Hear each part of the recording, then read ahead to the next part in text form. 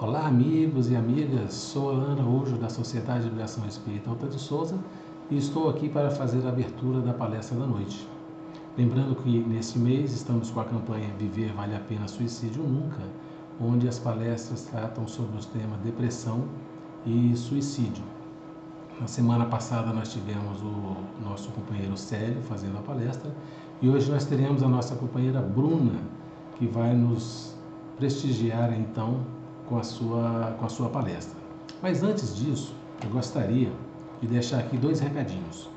Primeiro, é que agora, dia 19 e 20 de setembro, vai estar acontecendo o nosso Encontro Fraterno Alta de Souza.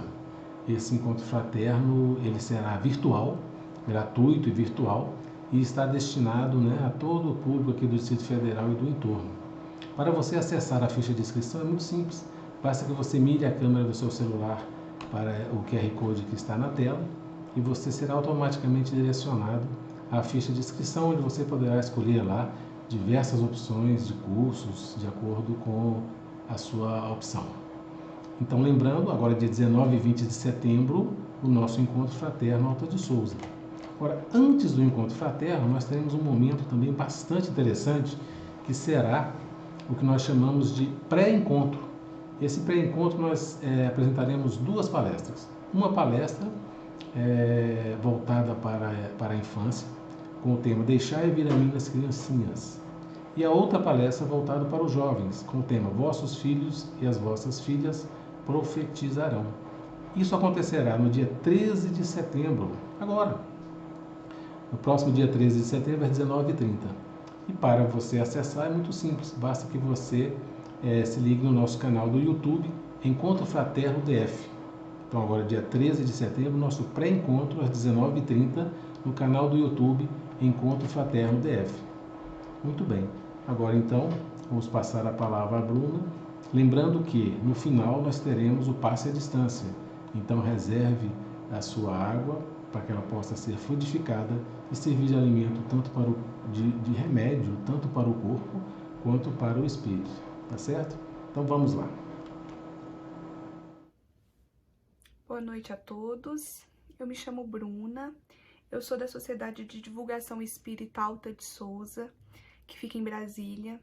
Uma casa que tem como pilar a divulgação do Evangelho de Nosso Senhor Jesus Cristo, juntamente com a doutrina espírita, com o espiritismo embasado ali no cristianismo primitivo e vivenciado pelo próprio Cristo.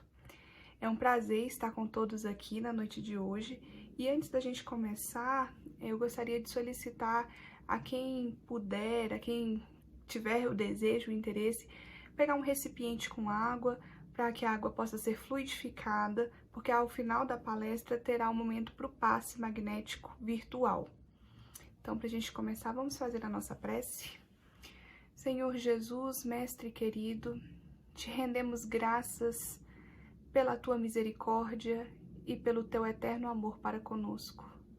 Te agradecemos, Senhor, pela oportunidade bendita do aprendizado em teu nome e da comunhão uns com os outros. Te pedimos que o Senhor olhe pelo nosso planeta, pelos sofrimentos, pelas dificuldades que aqui habitam. Nos inspire, Senhor, a sermos instrumentos da tua vontade, a quem sofre, a quem necessita, e que possamos ser teus servos fiéis a todo momento e a toda hora, para quem precisar. Muito obrigada e que assim seja. Então, pessoal, o tema da noite de hoje é a depressão e o suicídio, tendo ali o enfoque na sua prevenção, avaliada pela ótica do jovem, do adolescente, para a gente entender um pouquinho o que é esse processo desse adoecimento pela parte também de saúde, mas principalmente espiritual, com o enfoque no jovem. Para a gente entender um pouquinho, vale a pena a gente tentar compreender a essência do problema. A depressão e o suicídio são questões muito presentes na nossa sociedade dos dias de hoje, mas não quer dizer que isso não seja algo que estivesse presente anteriormente. Então, quando a gente fala de depressão, de suicídio, a gente nota já nas grandes personalidades, nas grandes figuras da história, alguns traços. E às vezes nem só de depressão, de questão de suicídio, mas a melancolia é uma questão muito própria do viver humano. E por que que isso acontece? A energia que rege o nosso universo, a forma como nós nos comunicamos, como nós interagimos, como nós nos deslocamos, isso tudo gera uma certa frustração no indivíduo, porque nós vivemos em um mundo de provas e expiações. Então, a todo momento, nós somos testados na nossa fé, na nossa força, nas nossas questões íntimas e pessoais. Então, quando a gente se vê num planeta de provas e expiações, limitado, com restrições, com egoísmo prevalecendo, é natural que essa questão emocional nos envolva. Então, quando a gente analisa o livro Maria de Nazaré, por exemplo, onde o Espírito Miramês conta a história desde o preparo reencarnatório de Maria Santíssima até o seu retorno ao plano espiritual, ele mostra que quanto mais se aproximava o momento dela trazer ali o mestre, ajudar no processo de vinda do mestre à Terra, mais difícil se tornava aquilo para ela. Apesar de ser uma missão enorme e belíssima, e dela ser um espírito muito evoluído, estar sim preparada, ela tinha ali suas questões quanto à própria vibração do planeta que a cercava, quanto às incertezas em relação às pessoas que estavam com ela, porque ela sabia da missão que ela tinha que carregar, mas ela não sabia até que ponto José, por exemplo, estaria ao seu lado. Ele mesmo questionou ela várias vezes sobre a veracidade da sua gestação e da sua pureza, né, de espírito. E isso tudo gerou todo um movimento, um sentimento em Maria, uma reclusão. Ela estava ali o tempo todo com os seus, né, com os familiares, mas ela estava muito entristecida, no sentido de estar mais embotada, mais trazendo as informações, os sentimentos, mas para ela não tinha vontade, desejo de partilhar certas coisas com os outros. E o que era isso? Quando nós carregamos uma missão, quando nós estamos prestes a executar uma missão, nós somos sim chamados ao preparo para essa missão. E ela se preparou durante todo o período para estar aqui na Terra, mas também naquele momento acercava as questões de vibratórias do planeta. Então, é natural que mesmo espíritos como Maria se sintam de alguma forma mais melancólicos em certos momentos. Outro exemplo muito próximo de nós, Alcione, no livro Renúncia. Ela também é um espírito evoluído e que, quando veio para a Terra, os espíritos questionaram os mentores que estavam responsáveis pelo seu processo reencarnatório. Mas Alcione é pura, ela não tem necessidade de sofrer. Por que ela passaria por algum sofrimento na Terra? E não é só a questão do merecimento e da necessidade, mas a vibração do planeta impõe determinadas dores, determinadas lágrimas para o indivíduo. Então, Maria Santíssima, Alcione, Jesus de Nazaré, viveram sim seus dilemas, suas tristezas. Jesus, quando orava a Deus, ele estava ali na sua conexão mais profunda com o seu Pai que estava no céu, mas também com a sua dor. A dor de estar num planeta tão limitado como o nosso, de abrir mão de tantas experiências belíssimas que ele já tinha vivido, de estar em um meio materialista como o nosso. Então isso é natural. Viver em um planeta de provas e expiações acaba por gerar sofrimento para nós. Outra questão, e aí a gente está falando das causas, né, dos sofrimentos, da melancolia, da tristeza e também da depressão. Nós carregamos, e aí falando de nós mesmo, espíritos errantes, que estamos no caminho ali de tentar nos acertarmos, nós carregamos em nós passados delituosos, culpas, fracassos, formas de destruição, de desapego, de desesperança. E tudo isso nos é cobrado em determinados momentos. Então a nossa consciência, os nossos antigos prisioneiros, as nossas vítimas, nos cobram. Então, de um jeito ou de outro, nós nos vemos na condição aqui na Terra de herdeiros de nós mesmos, de pessoas que estão ali a depender da misericórdia divina para conosco, porque nós erramos e nós temos a consciência que erramos. Então isso tudo gera em nós melancolia, tristezas, limitações, descaminhos. Uma outra questão, às vezes essa culpa ou até mesmo a misericórdia divina nos colocando um caminho já de início da nossa evolução e do nosso nos redimirmos perante quem sofreu em nosso nome, coloca em nós algumas questões no nosso perispírito, para que de alguma forma o nosso corpo sinta as consequências daquilo. E como que se dá isso? Tem pessoas que a concentração ou a disponibilidade de serotonina, que é o neurotransmissor que nos dá bem-estar, serenidade, felicidade, vem em menor quantidade. Isso não é dosável, mas isso é perceptível.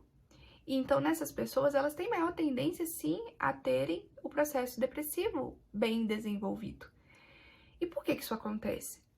Também consequências de passados delituosos, consequências de vidas mal vividas.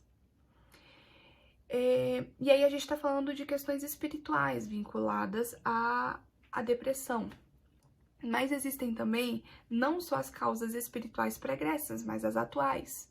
E o Livro dos Espíritos nos deixa muito claro quanto a isso.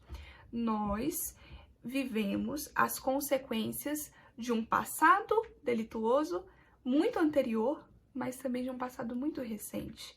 As nossas más decisões, os nossos descaminhos quanto ao nosso futuro, a forma como conduzimos a nossa existência. Isso será cobrado de nós também.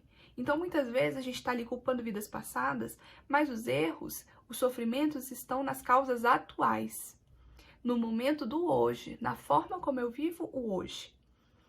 E aí se questionar, o que na minha conduta, na minha forma de ver o mundo, nas minhas experiências atuais, eu estou errando para que isso me encaminhe a viver essa tristeza tão profunda que eu vivo. E aí, falando de forma mais objetiva do jovem, tem ainda uma gama de outras questões envolvidas, né? Porque o jovem, ele vive um ciclo de vida muito peculiar, onde ele não é criança, mas ele também não é o adulto. Ele não tem ali a total dependência dos pais, como um bebê, como um pré-escolar, mas ele também não tem a dependência do adulto jovem inserido no mercado de trabalho. Ele se vê no dilema de até aqui minhas referências e as minhas decisões eram tomadas e tidas pelos meus pais. E agora sou eu, de alguma forma, tomando as rédeas da minha vida. A minha personalidade começa a desabrochar e a se mostrar de forma mais intensa nesse momento, como jovem. Porque até então houve um esquecimento daquilo que eu era. E na adolescência, a personalidade adquirida em vidas passadas vai retomando ali a posse daquele indivíduo. Então é um momento crucial. Espiritualmente, socialmente, moralmente e também de decisões quanto à vida profissional, à vida futura. A nossa sociedade exige do nosso jovem, de uma forma muito precoce, uma decisão quanto a uma carreira, quanto a decisões que vão reverberar num futuro muito distante daquela encarnação, daquela existência, né? Então, isso tudo deixa ali uma predisposição a ter a questão da depressão. E isso é tão real que hoje o suicídio, que tem por uma de suas principais causas o processo depressivo, tem como a terceira causa de morte dos adolescentes hoje no mundo. E o Brasil está ali na posição 60 dos países onde mais ocorre suicídio no mundo. Entre 2000 e 2010, esses índices cresceram muito no nosso país. Então, nós estamos falando de questões reais. e que pra gente resolver o problema, o primeiro ponto é esse, nós temos que reconhecer que isso existe. Porque há um natural movimento de negação disso. Ah, mas por que um jovem vai se matar, vai se entristecer? Ele tem um futuro pela frente, é jovem, é bonito, tem... Sabe? E não é assim. A gente acabou de mostrar por A mais B que os jovens têm depressão e são depressões reais, são sentimentos reais.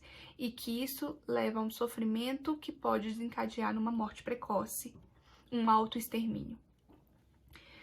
Então, reconhecer é o primeiro passo. O segundo passo que nós precisamos como pais, como educadores, como tios, tias, irmãos, como quem se preocupa com o futuro da nossa humanidade e dos espíritos que estão encarnados no nosso planeta. É, de fato, a identificação, quanto mais precoce, melhor, para intervir, para acolher, para envolver esse jovem. A equipe de saúde, a escola, os pais, os amigos, a rede de apoio desses jovens precisam ser acionadas. Outra maneira que nós temos para ajudar esses jovens é a forma como a família está sendo constituída. Então, os casamentos, eles precisam carregar essa compreensão de que quando nós nos dispomos a nos tornarmos pais, nós assumimos sim a responsabilidade por pelo menos aí seus 20 anos daquela vida, daquela existência que virá através de nós. E esse processo exige de nós e muito em relação ao bem-estar emocional, espiritual, psicológico, social daquela criança, daquele jovem.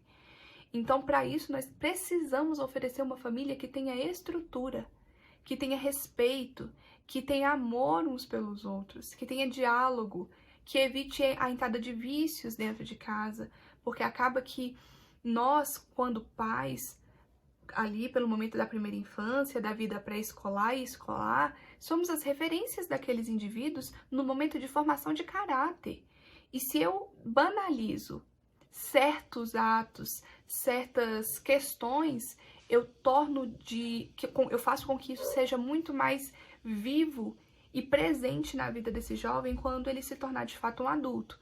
Então, uma casa em que vive de vícios, a tendência é que isso se prospere. Isso é uma herança não genética, mas social, moral e principalmente espiritual que nós deixamos para os nossos filhos. O exemplo do respeito, do diálogo dentro do lar. Outra questão que nós também podemos colaborar nesse processo, a escuta desses jovens. Hoje nós nos perdemos muito fácil nas tecnologias tão acessíveis a todo momento. Então é a televisão, é o laptop, é o iPad. E aí? Qual é o sentido de tudo isso? Para onde nós vamos caminhar com as nossas famílias? Com conexões superficiais. Os nossos filhos precisam ser vistos por nós. E não só no momento de extrema necessidade, em que a gente precisa tirar eles daquele abismo que eles estão se infiltrando, mas para prevenir que isso aconteça. E para prevenir, nós precisamos principalmente da presença do Cristo nas nossas vidas. Nós não permitimos que os nossos filhos escolham a escola que vão estudar, a roupa que vão vestir, os programas que vão assistir, mas muitas vezes nós somos questionados como pais, como educadores, se nós vamos, de fato, apresentar uma religião para os nossos filhos. E a resposta tem que ser que sim. O que é referência para mim tem que ser de alguma forma para o meu filho. Porque é nesse momento que ele vai desenvolver essa fé. E a fé que o Espiritismo convida é uma fé raciocinada. É uma fé que me reestabelece, que me faz entender quais são as causas dos meus sofrimentos e a buscar mais do que isso caminhos para abandonar essa dor. Caminhos que não são bons só para mim, mas principalmente para quem está à minha volta, para quem necessita. E o Cristo, ele nos diz isso a todo momento. Deixai vir a mim as criancinhas.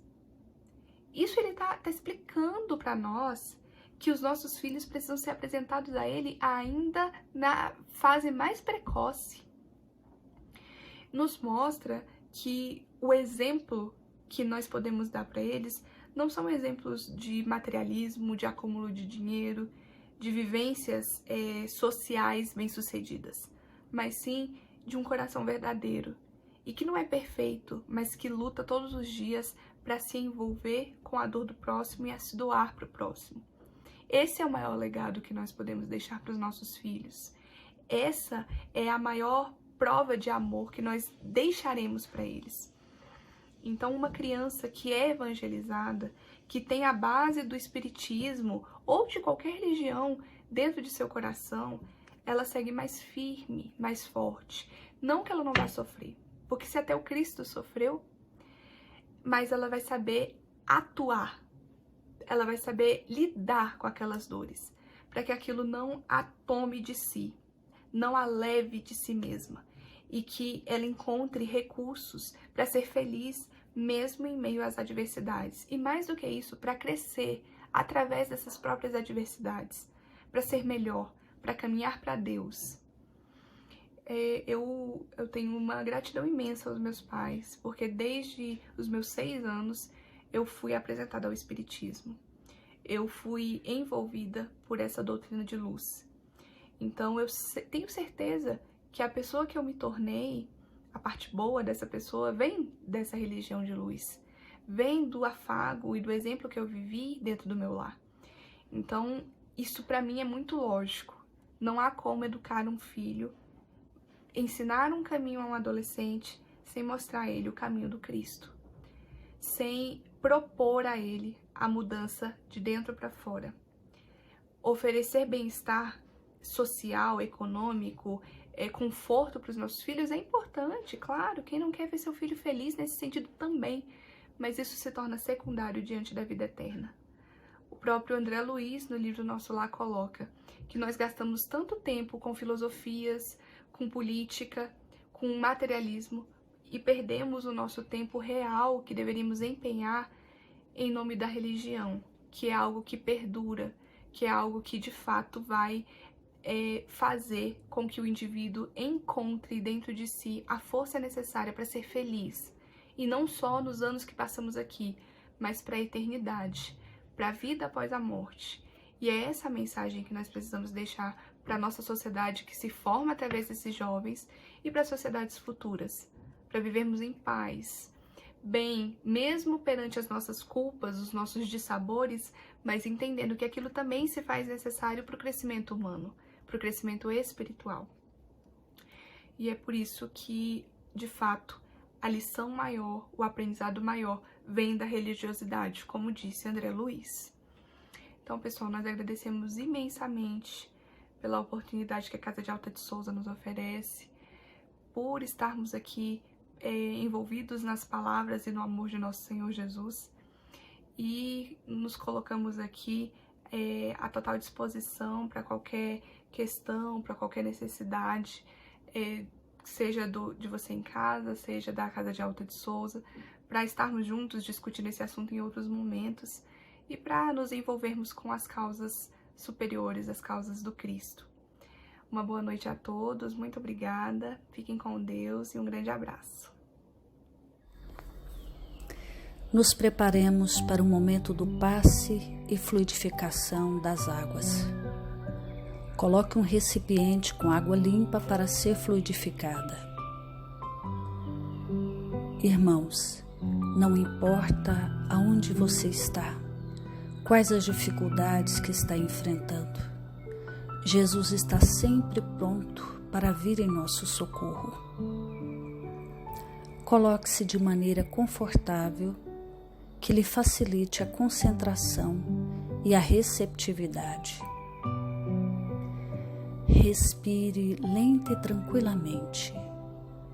Inspire, expire. Inspire, expire. Encha seus pulmões de ar e solte bem devagar. Deixe que energias de tranquilidade e paz penetrem seus pulmões, circulem por todo o corpo. Sua alma, em harmonia com o corpo, se sente tranquila e em paz. Mentalizemos a passagem de Jesus.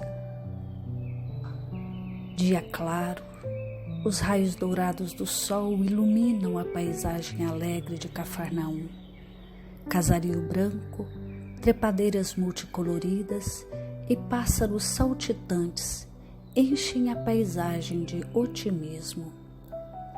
A notícia das curas atraía a multidão dos necessitados. Subitamente Jesus aparece, esguio e belo. A túnica desce-lhe até os pés. Ao pôr do sol, todos os que tinham doentes atingidos de males diversos traziam-nos, e ele, impondo as mãos sobre cada um, curava-os.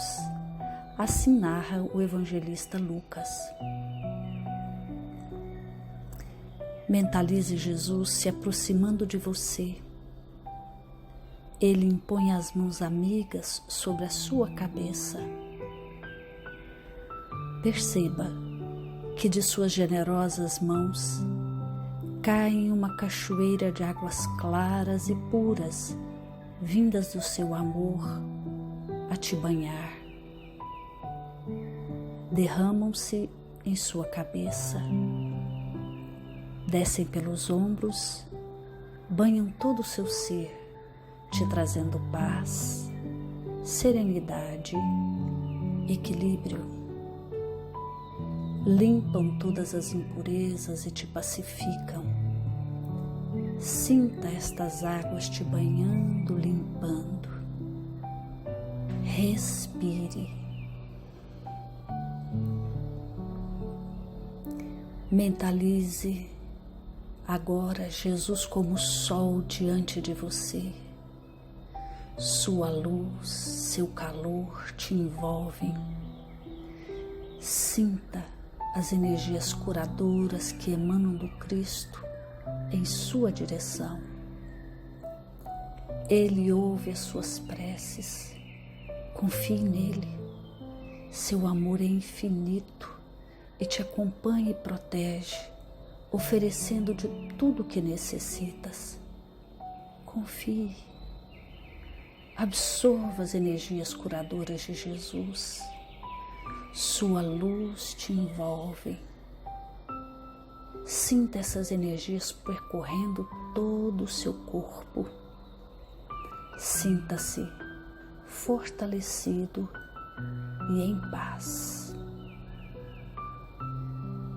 Senhor Jesus, divino amigo, estende as tuas mãos generosas, Senhor, e transforma estas águas em remédio para os nossos males físicos e espirituais. Guarda-nos, Jesus, em sua paz. Estende as vibrações de amor em benefício do meu lar, Senhor. Que aqui possa reinar a paz, a saúde, a tranquilidade. Nós lhe rendemos graças, Jesus.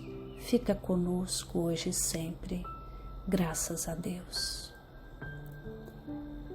Faça uso da água fluidificada.